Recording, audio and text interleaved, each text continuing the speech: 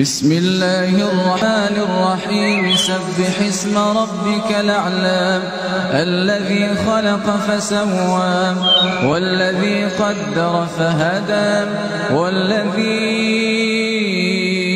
أخرج المرعى فجعله غثاء نحوا سنقرئك فلا تنسى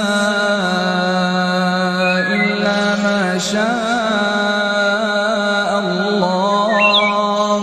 إنه يعلم الجهر وما يخفى